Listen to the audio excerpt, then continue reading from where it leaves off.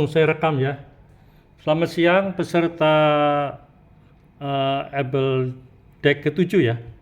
Able Deck ke-7 kita mempelajari kegiatan pertemuan yang kedua. Selamat siang Rio, baru hadir? Ya, selamat siang. Iya. Jadi sudah ada peserta berapa ini? Baru peserta ada 5 orang ya. Baru peserta ada 5 orang. Tapi nggak apa-apa, kita mulai sajalah ya. Kita mulai saja pembelajaran dengan materi pokok yang kedua, massa, berat dan gaya.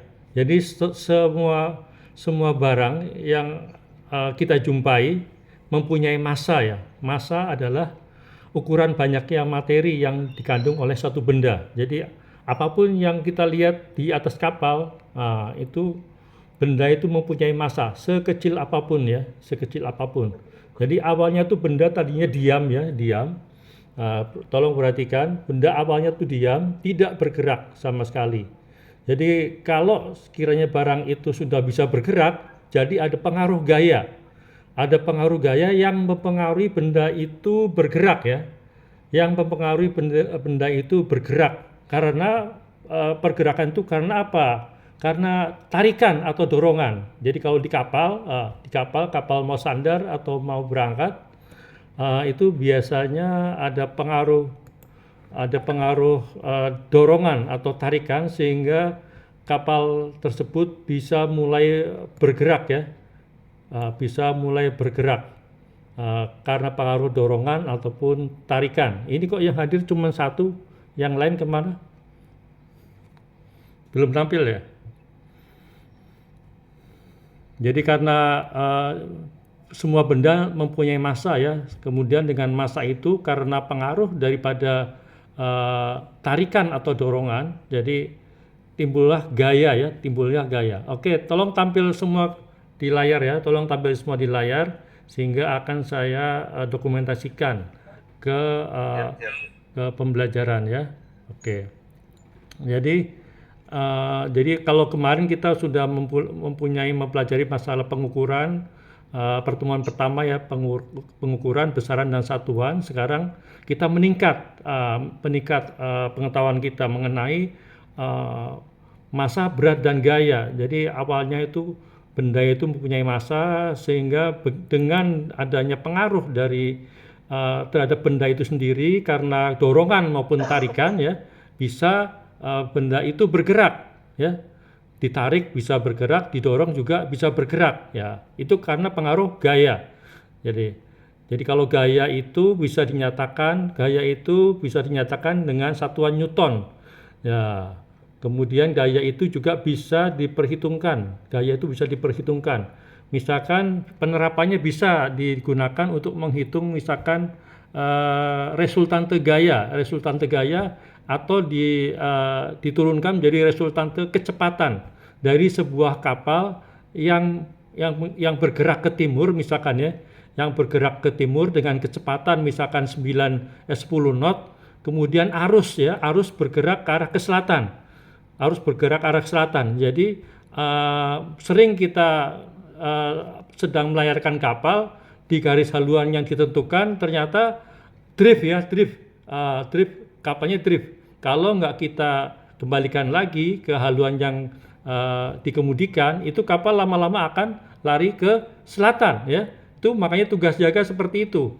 Makanya dengan perhitungan seperti ini kita bisa menghitung resultante dari sebuah gaya dan resultante daripada kecepatan kapal. Jadi kecepatan kapal itu bisa dihitung dengan kecepatan arus dengan menggunakan rumus seperti yang diutarakan di di layar ya. Jadi penjumlahan dua gaya yang tidak bekerja pada garis yang lurus bisa dihitungkan dengan menghitung resultante gaya. Resultante gaya sama dengan akar daripada F1 kuadrat ditambah F2 kuadrat ditambah 2F1 F2 kosinus alfa. Jadi F-nya itu bisa kita ganti dengan kecepatan kapal. Ini kalau gaya bisa dipakai untuk menggunakan perhitungan gaya, bisa dipakai juga untuk memperhitungkan kecepatan. Jadi kecepatan misalkan 10, kemudian 10 kuadrat ditambah 5 arusnya mungkin 2 kuadrat, kemudian 2 kali 10 kali 2 kali kosinus alfa. Kosinus alfa ini yang membentuk arah daripada gaya itu bekerja. Gaya itu bekerja tergantung dari arah kapal gerakannya kemana, misalkan ke timur, kemudian arah daripada pengaruh daripada arus misalkan ke arah ke selatan, itu bisa dihitung dengan sedemikian rupa ya, bisa dihitung. Maksudnya kecepatan resultante daripada dua gerakan yang berbeda, baik dari segi kecepatan kapal dan kecepatan arus, bisa diperhitungkan dengan menggunakan rumus yang tertera di layar ya, rumus yang tertera di layar. Nah, jadi seperti itu perhitungannya. Demikian juga ini bisa dihitung dengan memakai segitiga ABC. Ini cara-cara perhitungannya. Nanti peserta tinggal melatih. Saya kasih soalnya udah saya kasih bagaimana memperhitungkan efek gaya yang bekerja pada kapal dengan pengaruh arus ataupun angin ya, bisa dihitung sedemikian rupa sehingga resultante daripada kapal dan gaya yang bekerja bisa dihitung sedemikian rupa. Seperti contoh di atas kapal ya, sebuah kapal berlayar nih, saya baca di latihan soal. Contoh sebuah kapal berlayar ke timur dengan kecepatan 9 knot melalui arus air kecepatan 3 knot yang berubah 120 derajat dari utara. Berarti 120 derajat dari utara berarti 90 derajat dari arah timur ya. 30 derajat dari arah timur, karena utara ke timur 90 derajat, kemudian utara ke 120 derajat berarti 30 derajat ke arah selatan, ke arah dari arah timur ya. Jadi kosinusnya berarti 30 derajat ya. Hitunglah kecepatan dan arah gerak kapal sebenarnya. Nah, ini bisa dihitung sedemikian rupa dengan menggunakan latihan soal yang sudah dipelajari. Nah, di sini rumusnya kelihatan ya.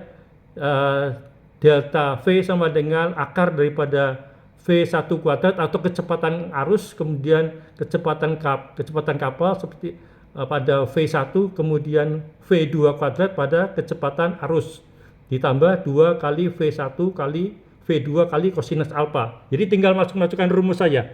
Nggak ada sulit-sulitnya ini pelajarannya, hanya kita harus menggunakan rumus maupun permasalahan yang terjadi di atas kapal. Ya kita tinggal hitung-hitung saja ya, nggak ada sulit-sulitnya. Jadi kalau kita mau belajar, semuanya bisa. Oke, sampai sini jelas? Sampai sini jelas? Halo? Jelas, Pak. Oke, kita lanjut mengenai ini ada beberapa penggunaan mengenai berat, massa, dan gaya. Bisa untuk menghitung berat gravitasi. Nah, ini rumusnya ada. Saya kalau menjelaskan satu-satu mungkin nggak selesai ya, karena panjang ini. Jadi nanti saya hanya menjelaskan yang garis-garis besar aja. Nanti teorinya tinggal dipahami pelan-pelan, jadi sambil mengerjakan latihan-latihan. Ini bisa untuk menghitung gaya gravitasi. Gaya gravitasi dari ketinggian di permukaan bumi. Jadi makin tinggi sangat berbeda ya, sangat berbeda. Makin tinggi setiap benda yang dilepaskan dari ketinggian tertentu di atas permukaan bumi selalu akan jatuh bebas ya. Nah, tentu saja disebabkan pada benda itu bekerja sebuah gaya tarik yang disebut gaya gravitasi. Gaya gravitasi antara dua benda merupakan gaya tarik menarik yang besarnya berbanding lurus dengan kuadrat massa masing-masing benda. Jadi ini pelajaran yang pernah kita lakukan di SMA maupun STM ya. Jadi bukan barang yang baru. Kemudian di samping untuk menghitung gaya gravitasi, ini W sama dengan M kali G pedomannya. W berat benda, M-nya massa benda, kemudian G-nya percepatan gravitasi. Jadi berat benda sedikit berbeda di permukaan bumi. Jadi yang jelas-jelas asal kita mengetahui ya. Jadi diameter bumi di tempat di khatulistiwa itu besarnya sekitar 12.757 km ya. Sedangkan garis tengah di kutub 12.714 km. Jadi selisih 40 km ya. Antara khatulistiwa sama kutub beda 40 km garis tengahnya.